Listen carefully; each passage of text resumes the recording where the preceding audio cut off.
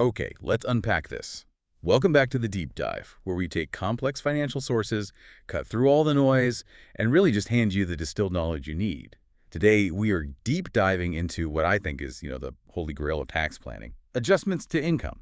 That's exactly right. If you've ever looked at a 1040, you know you have to get to your adjusted gross income, your AGI, before you can even think about most credits and deductions. And these adjustments, we often call them above-the-line deductions, they're the tools that let you skip that whole itemizing debate and just lower your AGI directly. And for anyone listening who runs their own business or is a freelancer or is just, aggressively saving in an HSA or an IRA, these are absolutely critical. So our mission today is to walk you through the key rules, the forms, and the specific limits for the 2025 tax year to make sure you're maximizing every single chance you have to cut that tax bill. We have to start with the self-employed listener. This deep dive is really tailor-made for you. First, who exactly does the IRS mean when they say self-employed? Right. So we're talking about sole proprietors, independent contractors, basically anyone carrying on a trade or a business, and partners in a partnership too. So if I get my income on a Schedule C or Schedule F or a K-1 from a partnership, I'm in this group. You're in. Those are the key forms. Okay, let's hit the very first adjustment. It's purely for business, and it almost feels like getting a refund on a tax you just paid. I'm talking about the self-employment tax deduction. This is huge. It is. It's foundational. So when you're self-employed, you calculate your self-employment tax on your net earnings to cover Social Security and Medicare. But here's the mechanism that gives you the break. A self-employed person is basically treated as both the employer and the employee. You're wearing two hats. Exactly. And when you work for a company, your employer pays half of your Social Security and Medicare taxes. The government recognizes that when you're on your own, you're footing the whole bill. So they give you a break for that employer half. Precisely. You are allowed to deduct 50%, one half of the self-employment taxes that you calculate. And that deduction goes straight onto Schedule 1 as an adjustment to income. That's why we bring it up first. It's pretty much a mandatory deduction once you've calculated the tax. No complex eligibility, no income phase-outs. If you earned it, you pay the tax, and you get half of it back as a direct AGI cut. It's the first big win. Okay, now that we've locked in that SE tax adjustment, let's talk about an expense that can be the biggest strain on a freelancer's budget: health insurance. This deduction is often the largest single adjustment for a lot of self-employed people. But the rules, they can get a little complex, especially around how the policy is set up. They are, and they're critical to get right. This adjustment lets you deduct the premiums you pay for medical, dental, and qualified long-term care insurance. I should note, though, for long-term care, there are these separate age-based limits for 2025. So you can't just deduct 100% of that LTC premium, unless you're very old and the policy is very cheap. And who can the policy cover? Is it just for the taxpayer? No, and this is a fascinating detail that a lot of people miss. It covers you, your spouse, your dependents. But, and this is the key part, it also covers a child who is under age 27 at the end of 2025, even if that child was not your dependent. Wow. Okay, that's a big deal. That expands the deductible cost quite a bit. It really does. So let's get down to brass tacks on eligibility. Yeah. What do I need to prove to the IRS that I can actually take this deduction? There are basically three ways to qualify. The first and most common is you just have to have a net profit from your business for the year, on your Schedule C or F. Okay. Second, you could have used an optional method to figure your net earnings. Or third, if you're a more than 2% shareholder in an S-Corp, the premiums have to have been paid or reimbursed by the S-Corp and show up on your W-2. That brings us to a really crucial nuance: the established under your business rule. Let's say I'm a sole proprietor. I file a Schedule C. My insurance policy is just in my name, not my business name. I paid it from my personal checking account. Am I out of luck? This is exactly where people get tripped up. The IRS really cares about the paper trail. So if the policy's in your name, the business must be seen as setting up or reimbursing the plan. Wait a minute. As a sole proprietor, it's all my money anyway. Why does the IRS care if I move it from a business account to a personal one? It feels like a pointless formality. I get it, but it's because the deduction is for a business expense. If you don't document that reimbursement, it just looks like a personal expense and you lose it. For partners, it's even stricter. The policy has to be in the partnership's name, or the partnership has to reimburse the partner and report it as guaranteed payments on their K-1. Skip that step and the whole deduction is gone. So the big takeaway is an administrative oversight just for getting to document a reimbursement could cost you thousands of It dollars. absolutely could. And what's the ultimate limitation? Is there a time when this deduction is just completely off the table? Yes. It's off the table if you, your spouse, or your dependent could have gotten health insurance that was subsidized by another employer.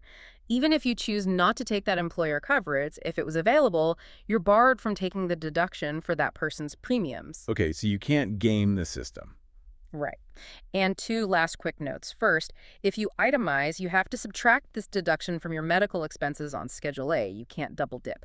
And second, you can't subtract this health insurance deduction when you're calculating your self-employment tax. It only helps with your income tax. All right, so we've covered your health. Now let's look at how that same business structure can help you save for the future. We're moving to retirement plans, specifically the deductible contributions to SEP, simple or qualified plans. These are major tax differentiators. They offer really high contribution limits, and since the contribution is an adjustment to income, it immediately cuts your AGR. Let's start with a quick comparison. A lot of listeners know about 401ks, but what are the main options for a solo entrepreneur? We generally see three main types. First, there's the SEP IRA, or Simplified Employee Pension. Think of this as the easiest, highest contribution plan for a solo business owner with no employees. Super low admin cost. Simple is good. What's next? Then you have the simple plan that can be an IRA or a 401k. It stands for Savings Incentive Match Plan for Employees. It's a bit more complex than a SEP, but it allows for higher employee deferrals. Okay. And third are the qualified plans. This includes things like profit sharing or defined benefit plans. These are complex for sure, but they offer the most flexibility and can let you shelter a ton of income. What are we looking at for the 2025 contribution ceilings on these? For S plans, the max is the lesser of 25% of your net earnings from self-employment, or a hard dollar limit of $70,000. $70,000, wow. And for qualified plans? Similar. For a defined contribution plan, it's the lesser of 100% of net earnings, or that same $70,000 limit. And what about the simple plans, since they're based on that employee deferral model? The 2025 base contribution for a simple IRA or 401k is $16,500. But if you're 50 or older, you get a $3,500 catch-up, so that brings you to $20,000. And there's also a special super catch-up for people ages 60 to 63. It's up to $5,250 for a total of $21,750. Very generous. Okay, now here is the rule that I think really separates the pros from the amateurs. Calculating your compensation. You can't just take your Schedule C profit and multiply by 25%. This is the critical aha moment, or for some people, the oh no moment. You have to use net earnings from self-employment to figure out your contribution, but it's a circular calculation. Circular, why is that? Because the deduction for your retirement contribution is one of the things that reduces your net earnings. So the earnings you base the contribution on, well, depends on the contribution amount itself. So you have to use an adjusted percentage to break the circle. You do. Let's use an example. Say Alex is a sole proprietor, $120,000 in net profit on Schedule C. Alex wants to max out a SEP at 25%. Right. If Alex just multiplies $120,000 by 25%, they get $30,000. That's wrong.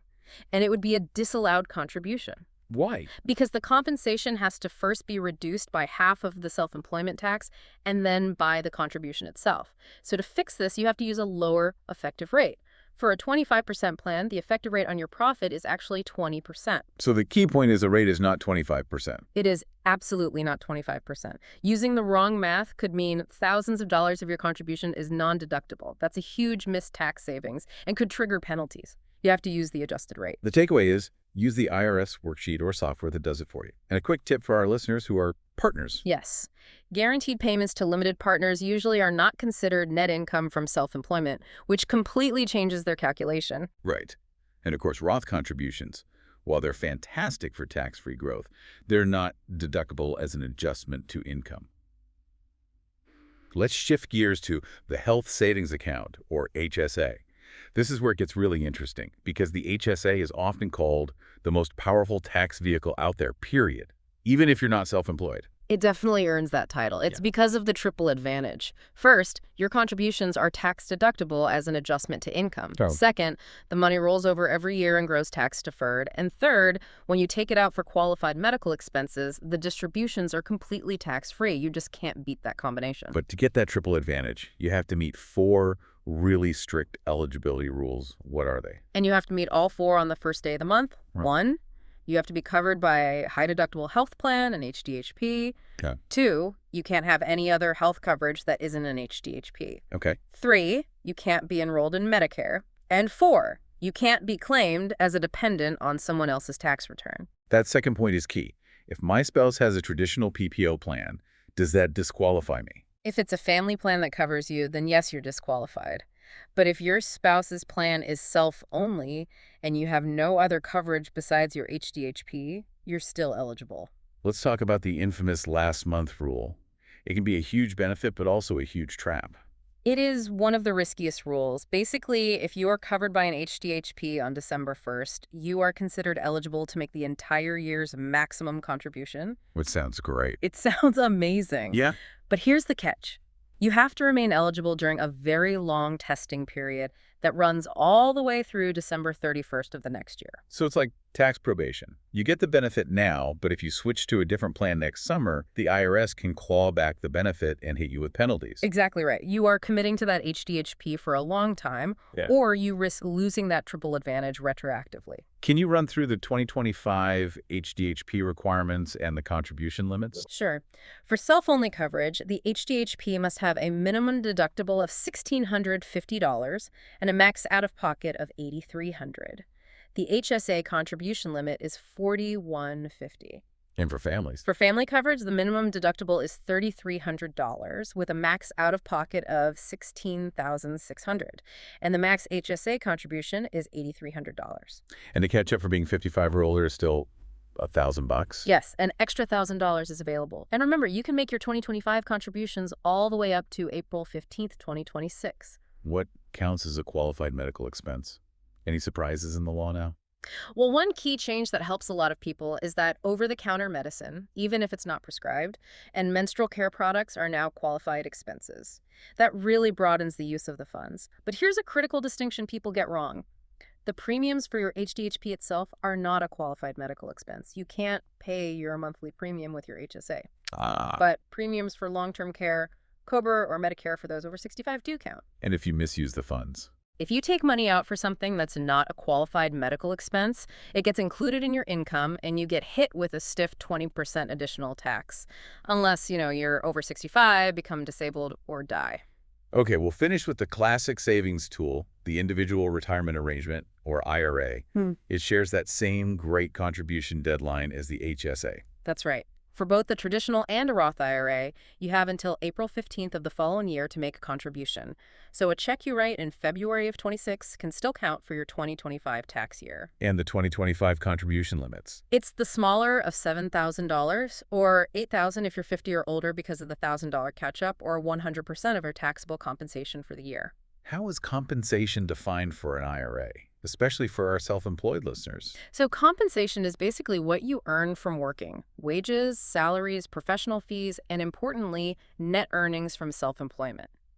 A crucial point is if your business has a net loss, you have zero compensation for IRA purposes. It does not include things like passive income, pensions, or annuities. What if I'm filing jointly and my spouse doesn't work? Can we still max out both of our IRAs? Yes, you can, thanks to the spousal IRA rule. As long as you file a joint return and your total combined compensation is more than the total amount you contribute, you can put the full $7,000 or $8,000 into your non-working spouse's IRA. Now let's talk about the critical part, deductibility. With a traditional IRA, your ability to contribute isn't limited by income, but your ability to deduct it often is. Why is that? This is where we need to mention ERISA, the Employee Retirement Income Security Act. If you or your spouse are covered by a retirement plan at work, so an employer plan, your income level will determine whether you can fully deduct your traditional IRA contribution. So being covered at work doesn't stop you from contributing, but it might stop you from deducting. Exactly. It severely limits the deduction based on your AGI. So you might still put the money in, but if your income is too high, that contribution becomes non-deductible and you have to track it. Right. And how is that different from a Roth? Well, with a Roth IRA, your ability to contribute is limited by your income. But if you do qualify to contribute, the question of a deduction is irrelevant because it's always funded with after-tax money. #tagged, #outro. So after all that, what does this all mean?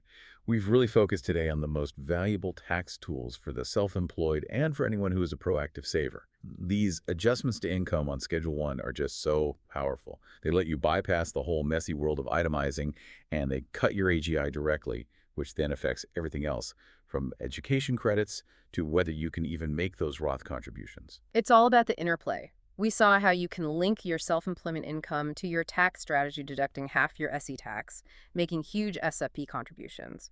But it all comes down to those key administrative details. The formal reimbursement you need for your health insurance or using that adjusted rate for your retirement plan. Those are the things that prevent costly errors. It is detail work, but the financial payoff is, well, it's substantial. Knowing these above-the-line adjustments is really the shortcut to being well-informed. Our pleasure. And as you think about all these adjustments, we'll leave you with a final provocative thought. We talked about the incredible triple tax advantage of the HSA, but it's entirely contingent on maintaining that HDHP coverage and passing that strict last month rule testing period. So considering that commitment lasts for 12 months after the tax year ends, how does that influence your long-term planning for career changes, for family coverage needs? And are the potential penalties worth the high contribution limits if your future is, well, uncertain? Something to mull over until our next deep dive.